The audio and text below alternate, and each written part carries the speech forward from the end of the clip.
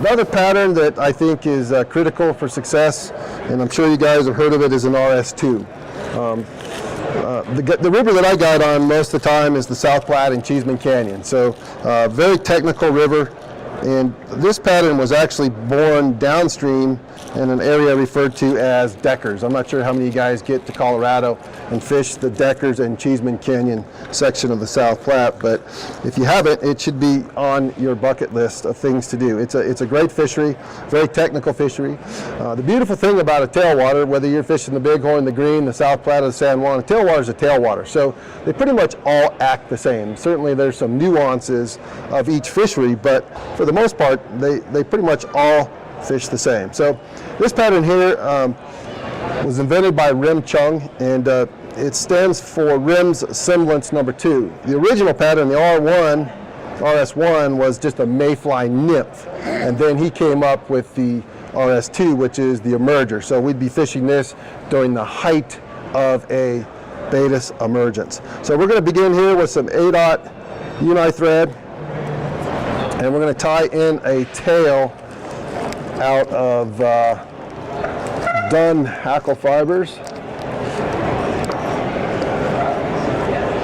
And what I typically do is just use some of the spay hackles that on the edge of the neck for the tailing material here. You can use a moose, you could use goose biots, you can go as far as splitting the tails. But what I found as a commercial tyer that the faster that I can tie this pattern and the easier that I can tie this pattern, the better off that I'm going to be. So I'm going to take a clump of fibers here and I'm going to tie those in just like I would do with a dry fly. Not that I'm going to use that tail to support this pattern, but it's just going to emulate the mayfly tails, okay? Probably, again, one of the most important attributes to an RS2 and tying a good RS2 is going to be keeping this fly very thin and very sparse. Bulky patterns certainly are not going to fish nearly as well as very thin and very sparse patterns. So what we'll do here is we're going to take some fine and dry once again. And we're going to take just a few fibers to create this dubbing loop here. And really the back end of this is not much thicker than the thread. And then we're going to advance this forward and we're going to try to create a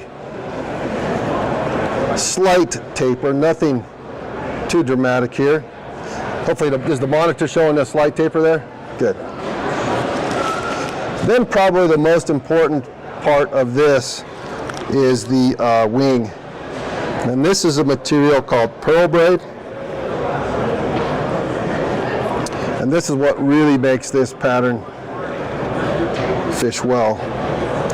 This is nothing more than a group of crystal flash fibers interwoven into a flat braid. So we're going to tie a big flat loop wing here. We're going to tie this in.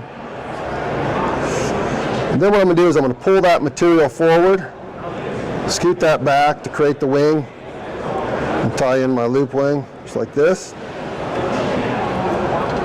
And then I'm going to come in with a super sharp pair of scissors.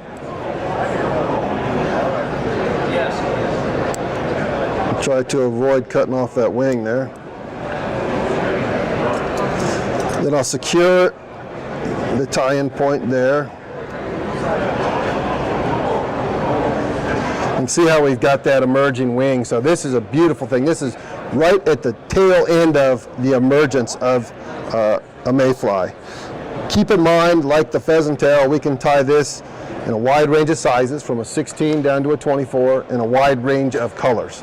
We can tie it in brown, we can tie it in black, we can tie it in olive, we can tie it in PMD to imitate any of those mayflies that you'll encounter on your favorite tailwater. Then we're going to start here. I'm going to advance this back right towards the wing there. And I'll advance that back forward. And then we're going to whip finish that off. So again, very simple, very effective pattern. This is a pattern that you can dead drift it mid-column.